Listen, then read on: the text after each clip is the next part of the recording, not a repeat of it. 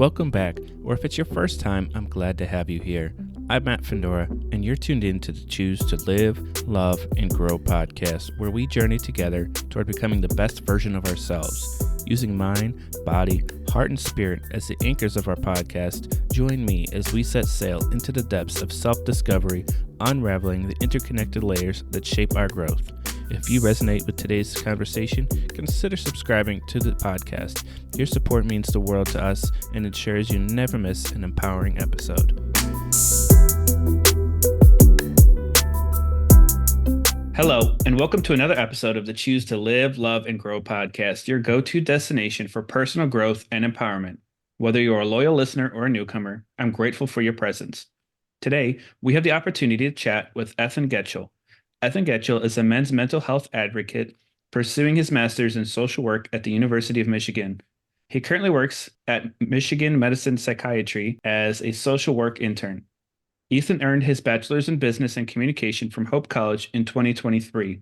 He pivoted from commercial real estate into social work after the tragic loss of his 16-year-old brother to suicide. Ethan wrote about this experience and the silent suffering men go through in his book, Things in My Pocket. He also created a free course that is an introduction to men's mental health. What are some of Ethan's proudest accomplishments? He published Things in My Pocket on July 9th, 2023. He started a newsletter called Tool Belt Tuesday, and he ran a 31-mile ultramarathon. What makes Ethan's heart sing? Conversations around modern masculinity. Without further ado, here's Ethan. How you doing today, Ethan? I'm doing well, thank you. That was a very comprehensive introduction. I love it. Yeah, I mean you're the guy, man. So I'm excited to just dive right in and talk about men's mental health and like you said, the silent suffering that we all go through. But first, I'd love to start off with you and kind of where you started off with. So you said that you originally started in business and communication. So at that point, before your life changed, what was your intentions with that degree and that path moving forward? Yeah.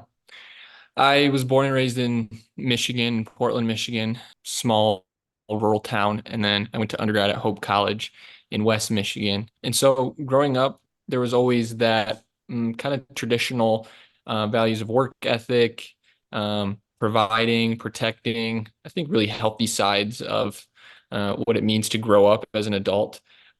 And so those were always my kind of ambitions in undergrad. I didn't know what it looked like at first, especially when I got into undergrad. I was like, I don't know what I want to do. So I kind of, that's why I went business.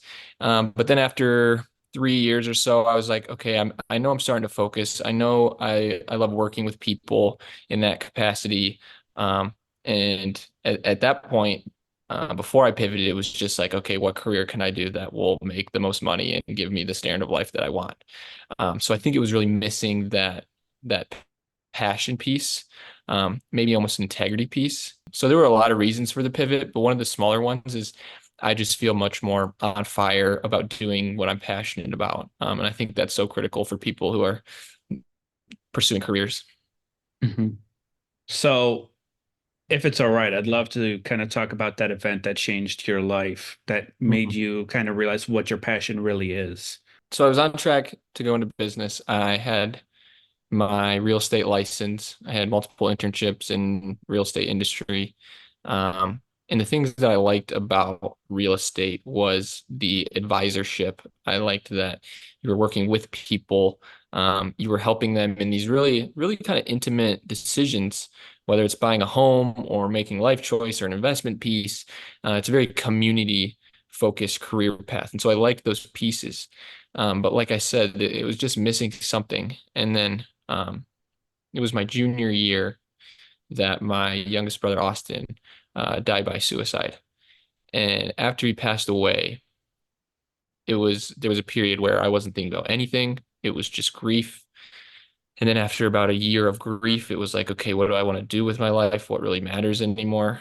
Um, and then I really just had this really strong pull that I don't want to sit behind a desk and make money and do something random when I have experienced firsthand just this pain and this silent suffering that I had no idea was going on. So after that, I talked to some mentors, talked to my parents, landed on social work, applied to U of M, And now I'm getting my master's in social work with the goal to start a mental health practice focused on like young men. And I think especially being a man today, I've just seen the demand for friendship, community, vulnerability. And so to build a practice on that foundation, I think is going to be something special that you don't see a lot of right now. Yeah.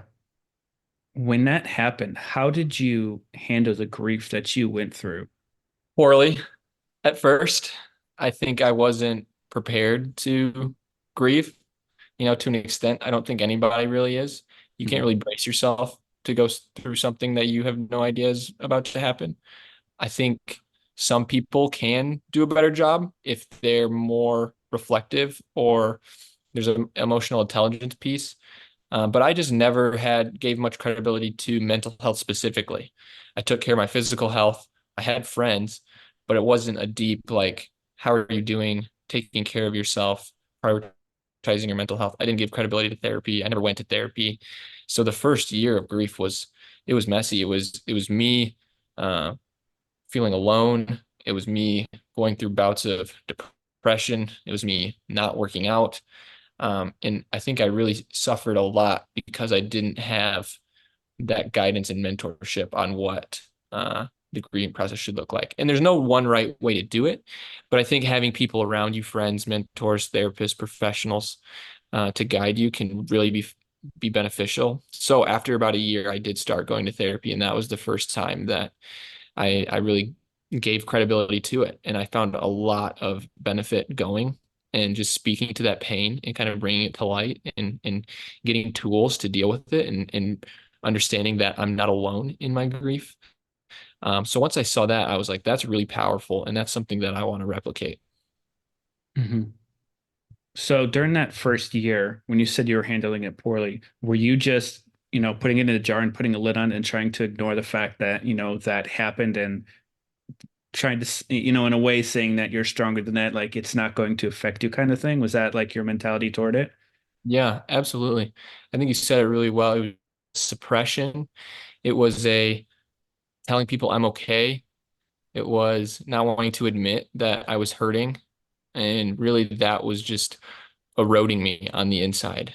And it got to the point that I didn't want to leave my bedroom and I wasn't working out and I wasn't taking care of myself. And there was a really honest moment where my brother like came in. We lived together, fortunately, and he was like, Ethan, like you need to go to the gym and you need to start taking care of yourself. And I hadn't really realized it because it was just kind of a slowly kind of taper off, slippery slope until I got to the point I was like, yeah, you're right. I just haven't been taking care of myself. I haven't been prioritizing friendships. I haven't been treating people very well. And I didn't realize that it was because I was grieving until I admitted that I was grieving. Hmm. Yeah, we don't really, if we don't actually say what the emotion is and what it is, it's so much easier to suppress it. But once we actually say it out loud, we've defined it and we actually have to deal with it. And that's such a difficult thing, I'd say, for men to do because men don't understand the complexity of emotions. Absolutely. And as I have started doing research on it, so on one hand, I'm learning so that I can help other people, but as I do research, it's just teaching me more about me. And I'm able to sit and read information and be like, holy cow, like this is exactly what I was going through. This is exactly my experience. And one of the common ones is like the two feelings that men are socially allowed to portray is like anger or apathy. Like that's the two things. It's either I'm pissed off, I'm really mad about this, or I'm fine and I'm not feeling anything. And when we kind of throw that stigma out the window and we say that's not true, it just opens up these doors for more joy, more sadness, more confusion, more disgust, more deeper emotions that you can further pinpoint, and that can give you more clarity, directions on what to do with those. I always thought the two emotions that we would displayed was anger and happiness, and so that's what that's what I would believe. I never thought about the apathy of aspect of things, and what that kind of makes me think about is this one such a pet peeve of mine, and it's so ridiculous that we say it. I understand it. It's so annoying though because it doesn't take care of everybody, right? We say happy wife, happy life, Mm. right? And I get it, and I understand that a lot of times the woman of the household has the heart of the household, right? But again, that goes to what you just said, the apathy aspect of things where the men's feelings don't matter. So you're Mm, literally saying if the man is upset, if the man is angry, the man is sad, whatever, it doesn't matter. It doesn't affect the household and you could just move on, right? But if the wife had those same feelings, life stops and you have to handle it in that moment. So how do we handle that moving forward? Like how do we get it to where in a relationship, both people in the relationship, their feelings matter? hmm Absolutely. And I think it's interesting that you say that the two are anger and happiness. But I would almost argue that when you're thinking about happiness, you're thinking of a guy saying, "Yeah, I'm good. Like things are good."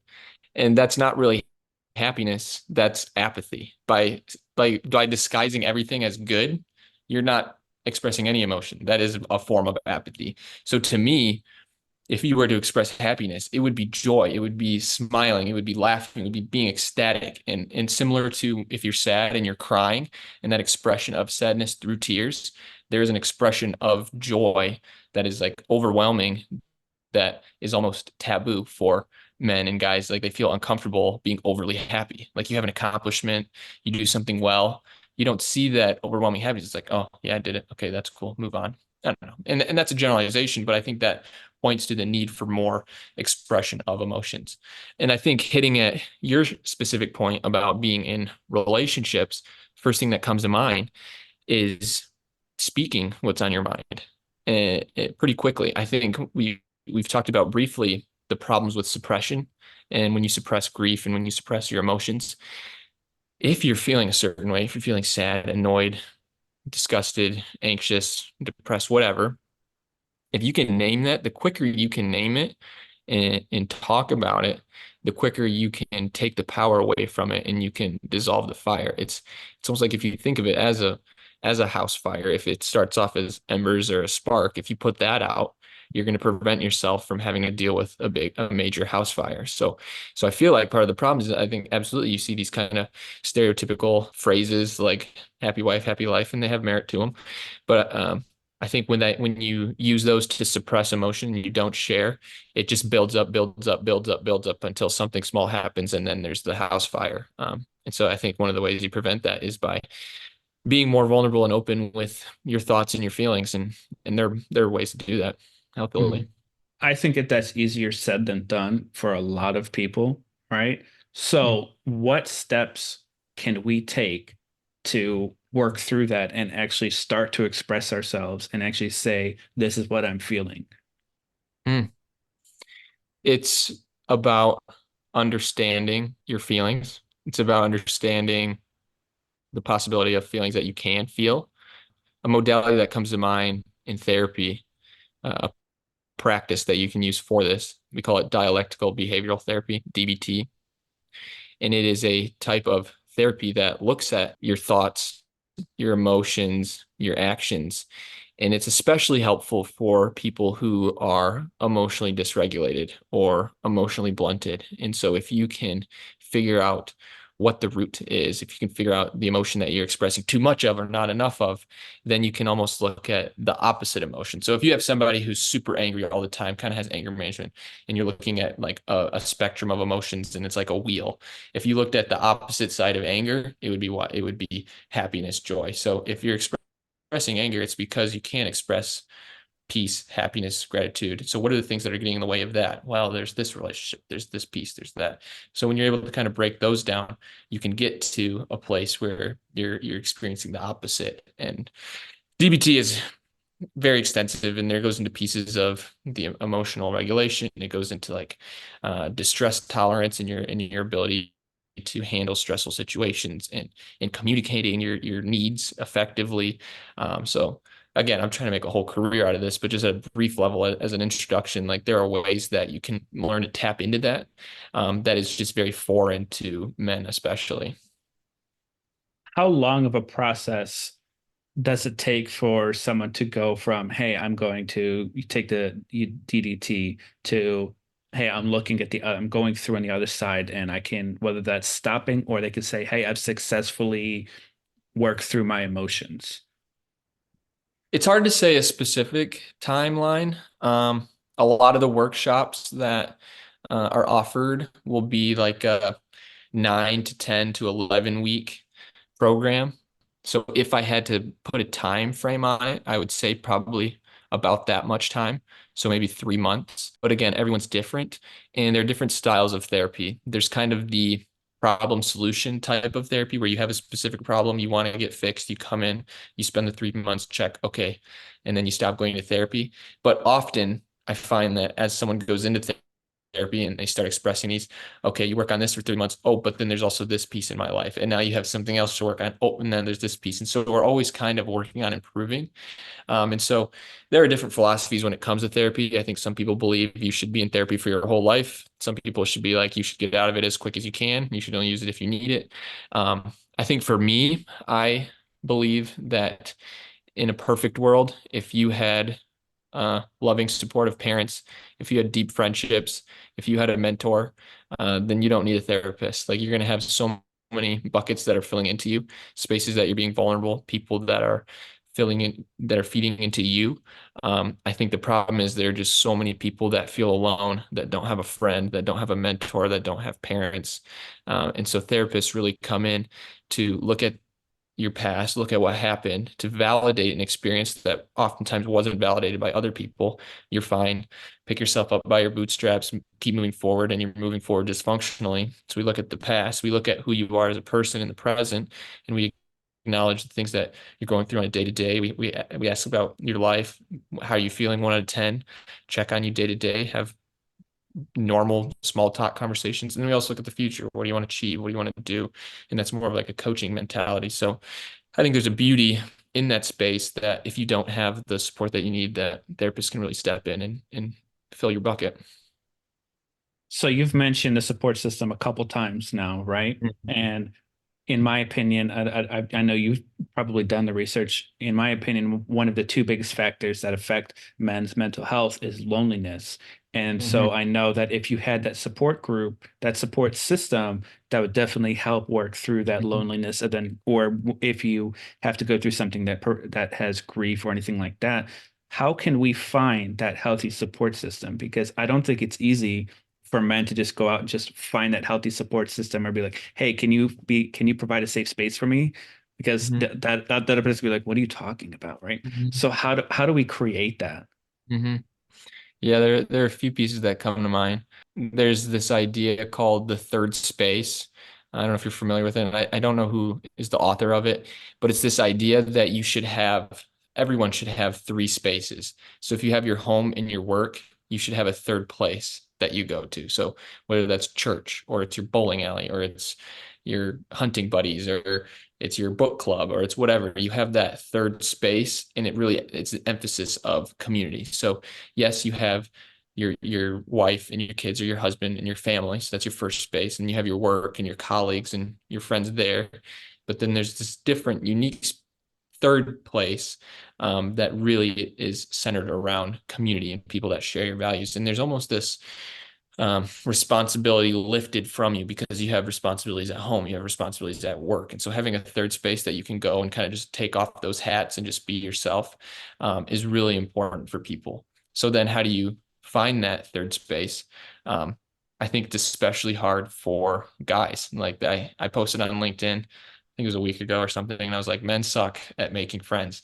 And like tons of likes, tons of engagements. Like people really resonated with that message. And I think it's because I think especially in the US culture, this idea of individualism and I need to make it on my own and I have ambition and like these are really strong things and they've helped a lot of people. But what it does is it isolates you and it silos you from other people and kind of diminishes the need for community.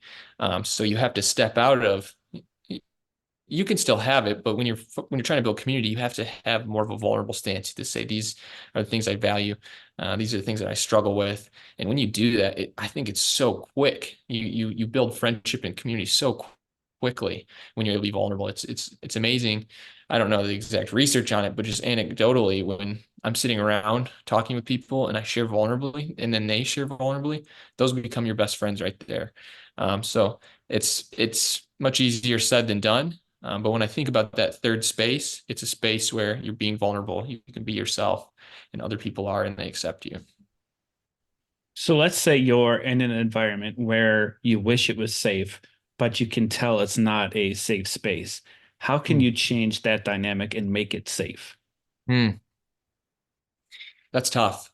I'd say I would acknowledge that sometimes you can't. I think even sometimes in people's direct family, they're in a space where this is your family. This should be a place where you can be vulnerable and safe. But for some people, that's just not a reality. Like they can't put their guard down for their own safety. So I would acknowledge that, but I would say ideally, if you want to create that space, if it's not there, my philosophy is leading by example. It's by you can you can be a leader and you can also be vulnerable and be human and recognize your weaknesses. And I think the minute you do that, it starts a domino effect, and the people around you will start to do the same. Because I've found in the circles I run in that it's just a breath of fresh air when you're like, I don't have it all together, and I don't have the picture perfect Instagram, and I don't have the like. This is what I'm struggling. This is what I'm wrestling with. These are things on my mind. And the minute you do that, you just create much more authentic conversations and relationships. So I could speak on my own experience when it comes to that situation. My parents didn't know how to handle their emotions, right? Hmm. So my dad was exactly that guy that just never displayed emotion. I knew that my dad cried one time, but I've literally never seen, I don't think I've ever actually seen him in person cry. So because of that, that was his leading by example, right? That was something that I learned was, ooh, I can't do that, right? Because that's a sign of weakness. And then on the flip side, my mom was in a way the opposite, but still didn't understand how to handle her emotions. So what I've learned over time is that was emotional incest, what was going on there. And for Hmm. those who don't know what that is, that's when a parent essentially latches onto their child and expects them to solve their emotional problems because they never learned how to handle their emotions. So I think what I want to highlight here is just like you said, leading by example as parents, when you have young kids or kids in general, right, you should be teaching them what emotional regulation looks like and Mhm. start as early as possible because you don't want them to end. Honestly, the goal of a parent is not to have your kids end up like you, right? Mhm. We all say that, oh, I want you to be just like me. No, you don't. You really don't. You want them to be better. And once you acknowledge you want them to be better, and you start teaching them while you're learning at the same time, they will start learning exponentially faster than you, and you start learning more about yourself because you're teaching them and leading them by example. Yeah, and I imagine I could see a audience member listening and being like, okay, but how do I teach my kids this? And I think the biggest way you do that is just by modeling it and by leading by example. When things happen that are outside your control, you don't explode. When things that happen that are joyful, you express joy. When things happen that are sad, you cry. You let your kids see you cry. I've never had someone tell me that when they saw their dad cry that they thought less of them. In fact, it's usually the opposite. They're like, one of my most special moments with my dad was when I saw him cry. So there's this piece of just tapping into that emotion and modeling it, that will teach your kids to do the same without having to know the theory and the technical stuff.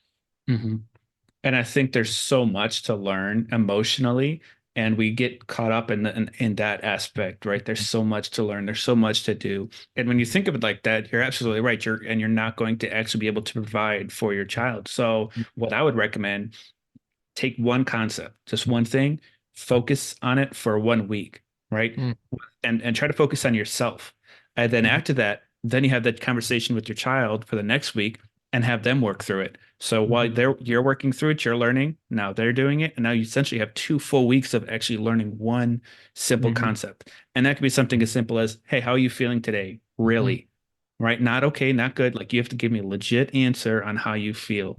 Right now, I have something with my kids where we focus on one breathing technique for a week. Every mm, day, every morning, you're going to focus on one breathing technique and you're going to do one extra breath each day. Because then mm. so then when it comes to a moment where you're angry, you're frustrated, hey, which breathing technique you want to do? This one. Okay, go ahead. And they know which one is going to help them the best because they have now this toolbox of different techniques that they can use to handle one event. That's really cool. That's beautiful. Yeah, and I think a little bit earlier, you bring up an interesting point about like generational differences and not wanting your kids to be like you or wanting to be like you. There's some interesting research by Richard Reeves. I was reading this book of Boys and Men, and it talks about surplus added value and this idea that a lot of like each generation does do better or tries to do better than the previous one. So, like my family, for example, my dad said that his dad, my grandpa, never said "I love you," and so he made it his priority to say "I love you." And so for him, that is surplus added value. He's checking the box of doing better than his dad because he's telling his kids that he loves us, and so that's great. And so for me, it's like, okay, how do you take that? How do you do better? What are the things that you acknowledge and you want to continue to find opportunities for improvement for? And it's the idea of being more emotionally connected and having more deeper conversations. So yes, I said I love you, and now it's crying and it's showing joy and it's saying I'm sorry and it's it's being more emotional. And so there is this I acknowledge that you can't change someone 180 from someone who's been raised in a family where no one said I love you and emotions weren't validated and mental health wasn't even really a thing. You can really only take about a step or two each generation. And so it's kind of recognizing that and seeing this whole process and everything we talk about as being very slow and being a lifetime improvement. Mhm. There have been a lot of things that I've seen my parents do or not do that I'm like, okay, this has to change. And so one thing that I've kind of been doing a lot more regularly lately, and like I did it the first 2 days, I immediately already saw results. As a father, when you hug your kids, don't let go first. Mm, It's so simple, and people don't really, because as adults, we're so connected to the next thing we have to do, especially as men, right? We have our to-do list. You got this, and this. You hug, you kind of just move on, right? But if you actually sit there in the moment, hug your child, and don't let go first, you're letting them know, yeah, I have other things going on in the world, but nothing is as important as this moment with you. hmm And I'm telling you, it's a game changer because hmm I see it in my oldest. Like after the second day, I was like, oh wow, like she realized like, oh, you don't have anywhere to be but me. You don't have hmm anywhere else to be except for here in this moment. And all my kids now like feel that because just by a simple gesture of I'm not doing anything but being here with you. Yeah, I think that's beautiful. My friends make fun of me because I'm the same way. They know that I won't let go of a hug first. So they're like, careful when you're hugging Ethan. Like he'll just sit there and keep hugging you. And I think that's exactly right. I read something that there's like after 6 seconds, there's serotonin or a dopamine release. And so, and then if you really count a 6 second hug, it feels uncomfortable. It's longer than you think. So Yeah. Yeah. But you feel it, like yeah, absolutely. it's uncomfortable because you're not used to it. And you're used to just, oh hey, hug and you move on to, move on, Mhm. whatever. But when you Mhm. actually sit there and you learn to actually do Mhm. it, it's such a different feeling. And that is what love really feels like when you do that. If you take one thing away from today, if you start intentionally hugging, then I'm all set. I'm happy.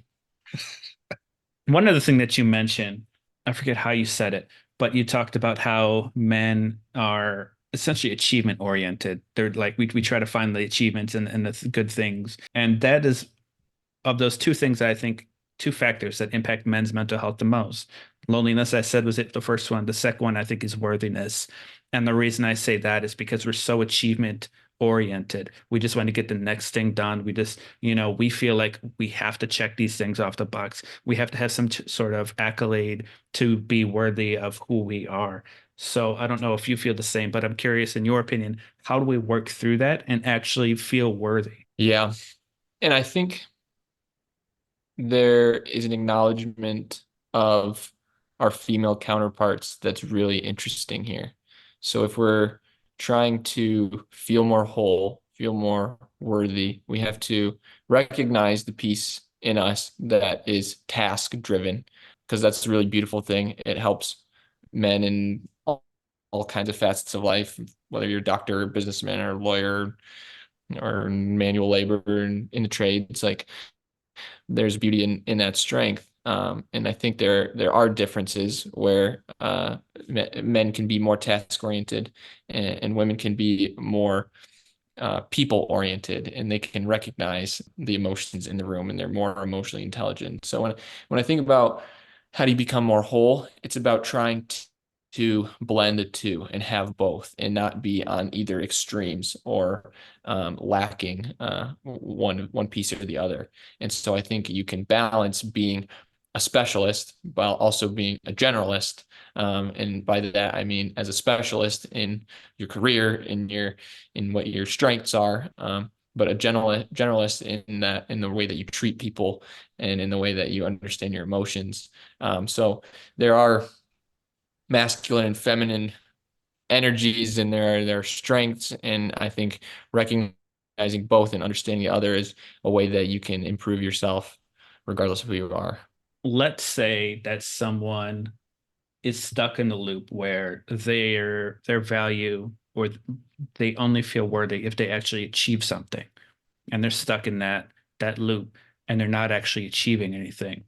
How does somebody work through that where they realize that they're worthy regardless of their achievements?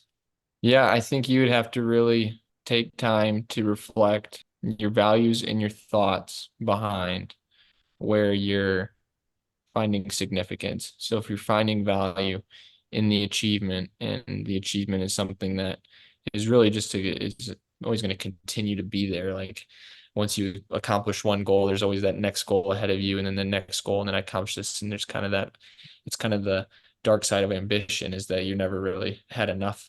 And so you have to recognize where you're putting your values and your energy in, and try to reframe your thoughts. I would use more of I would be looking at thoughts around this achievement versus the other areas in your life that you value. So if you value your family, and if you value your work, and if you value your friends, well, then maybe you look at how can we take less energy?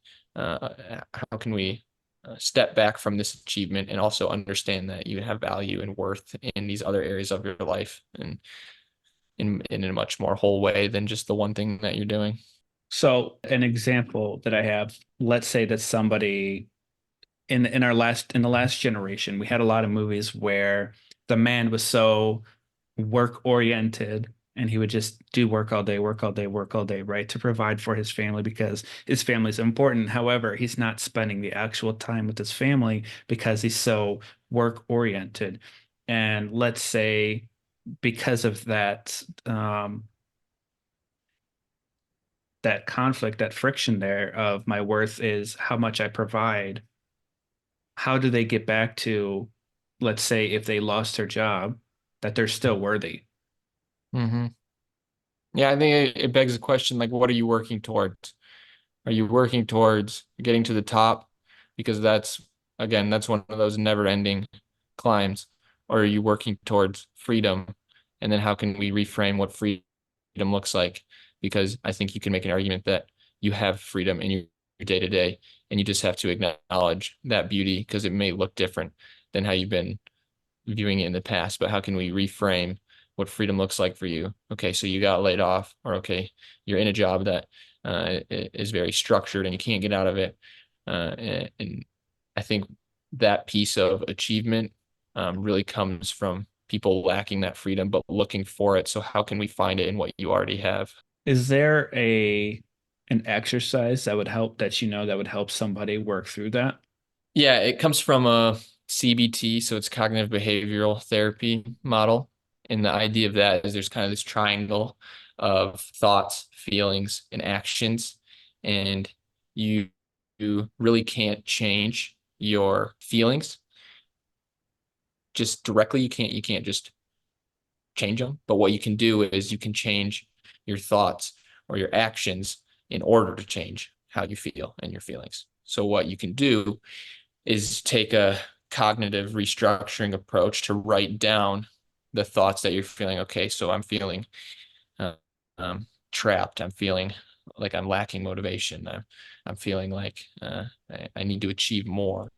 And then we'll look at what are the cognitive distortions? What are the things that you're currently telling yourself? Well, I need this much money to be happy. Well, if I got this, then I'd be all set. Well, whatever the thoughts you're having. And then we'll look at, okay, what is the flip side of that? What is the truth? What is the truth behind this actual thought?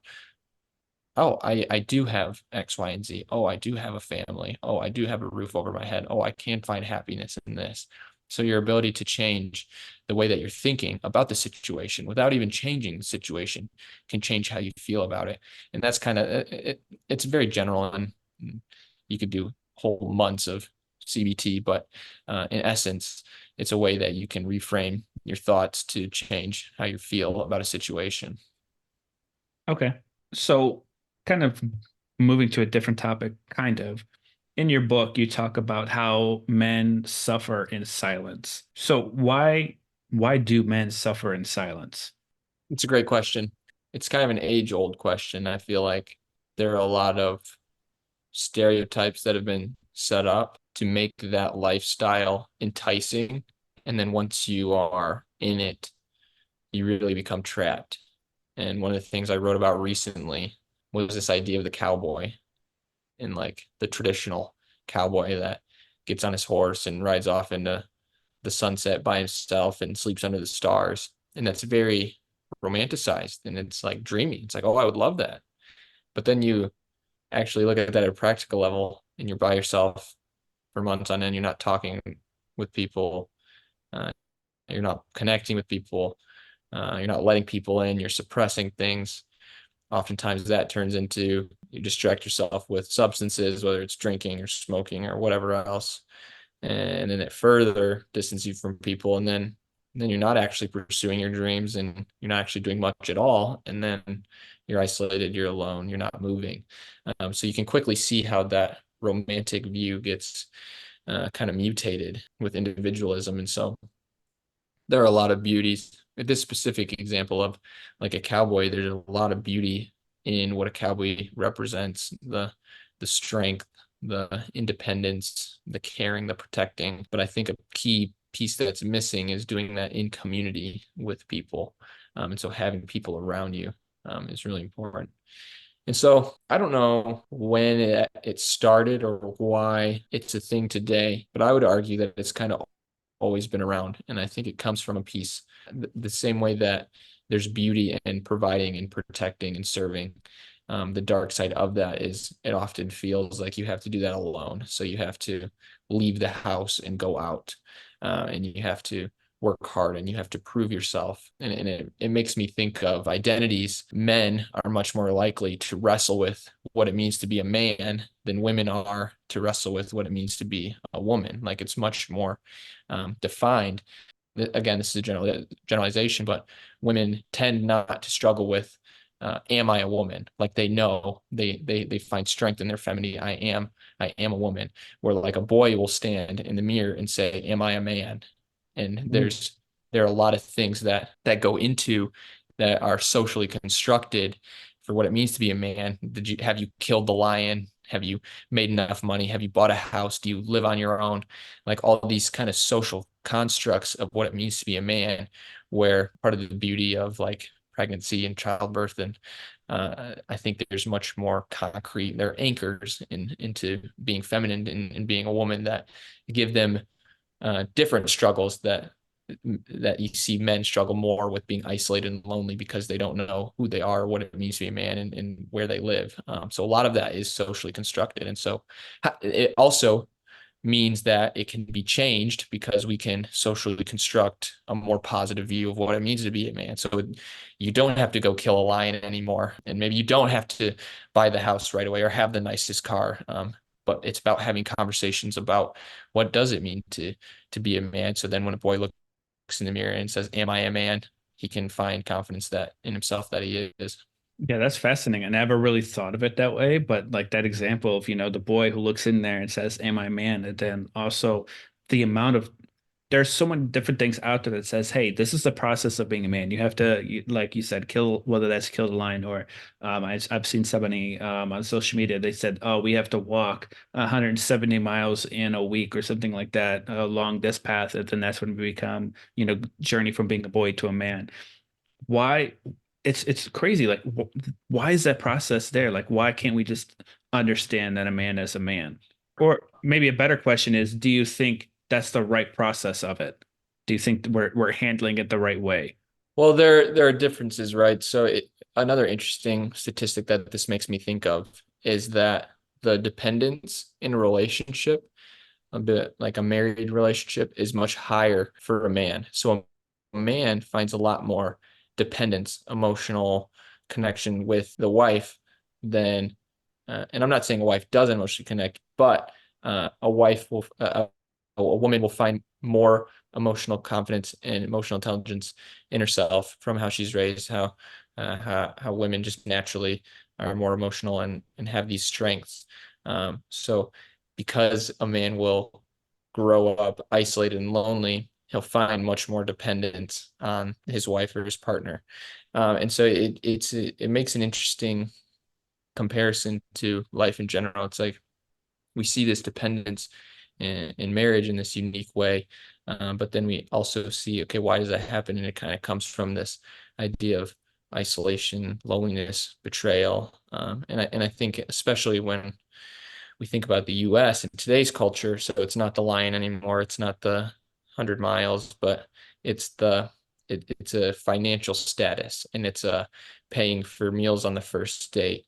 And there are these expectations that even though we see much more equality today, a lot, if you polled, there still be a lot of traditional undertones where people say, yeah, would expect them to pick up the check, or yeah, I would expect them to be able to open my door, or this or that.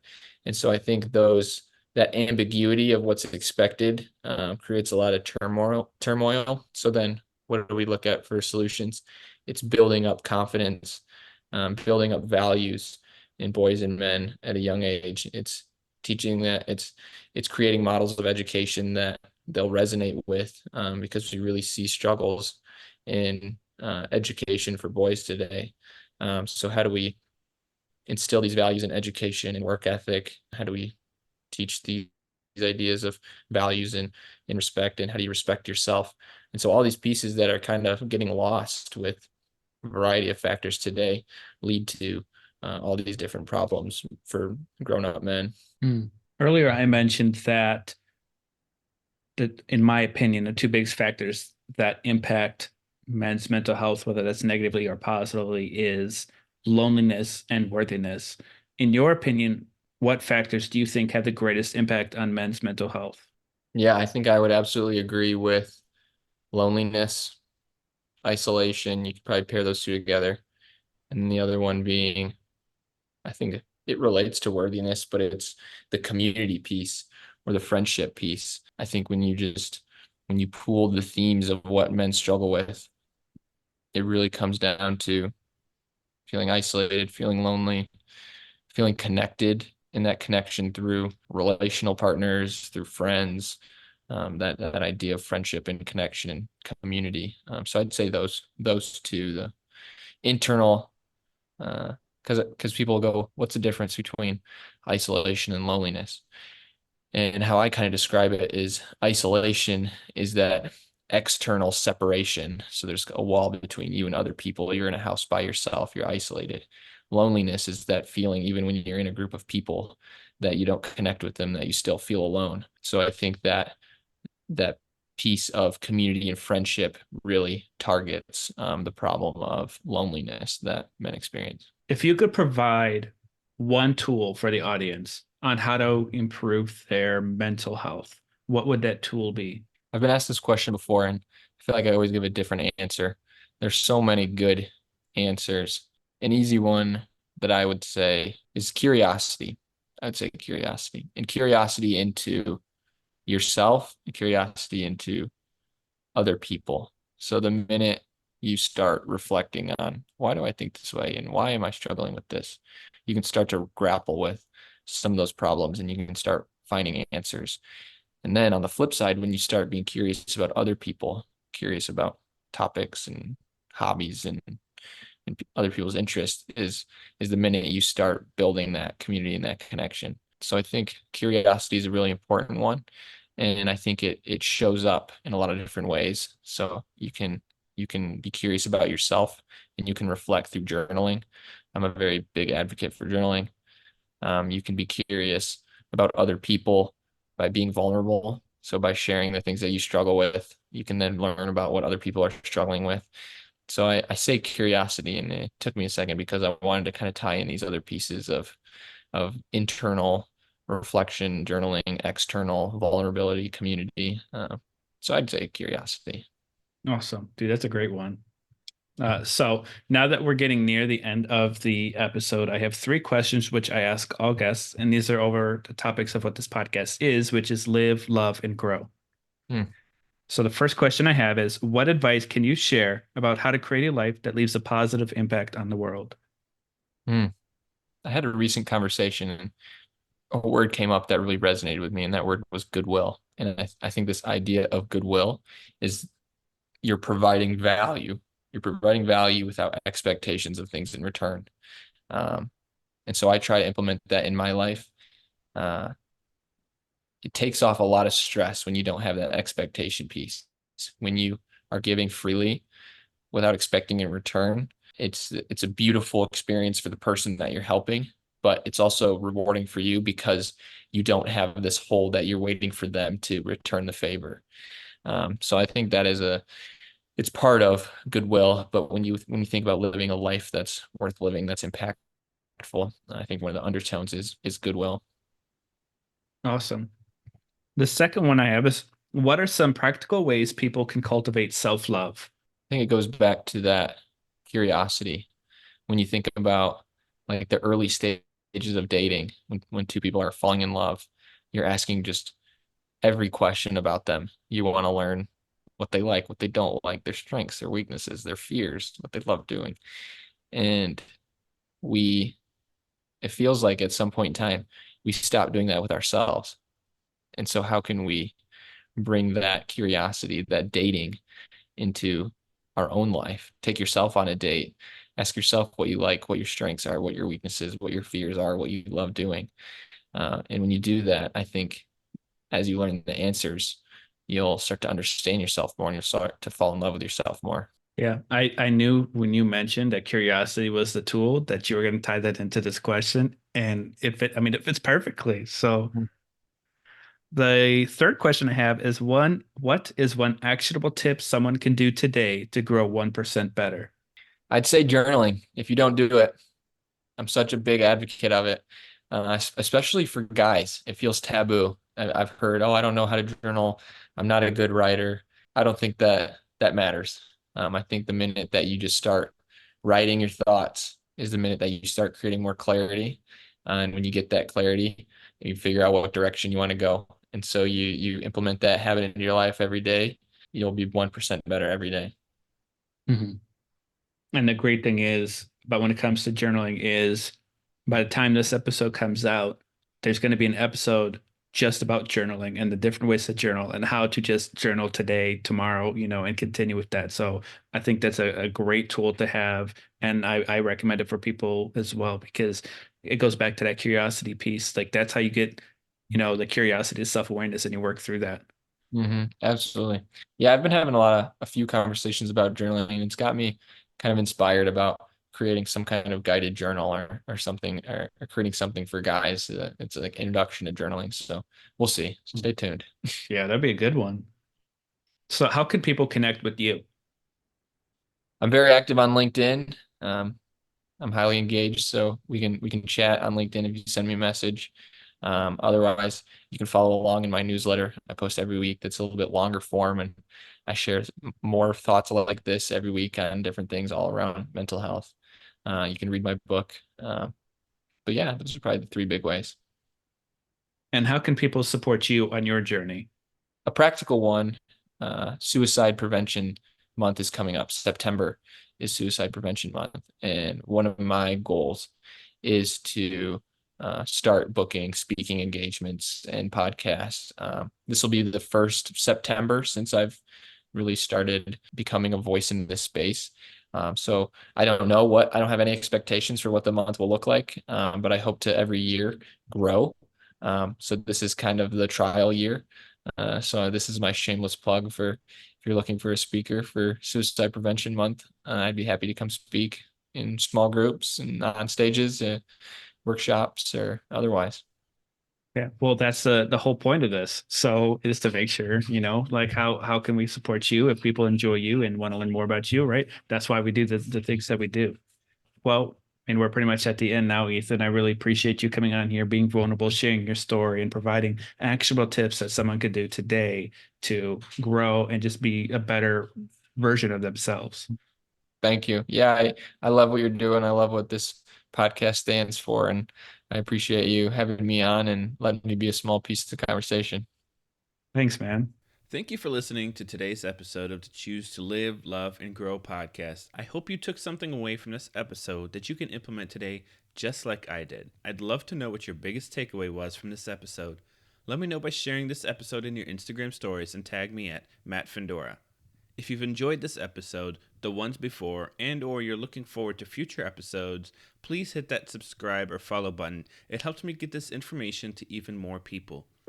No matter what you choose to do, choose to live, love, and grow. Thank you, and have an outstanding day.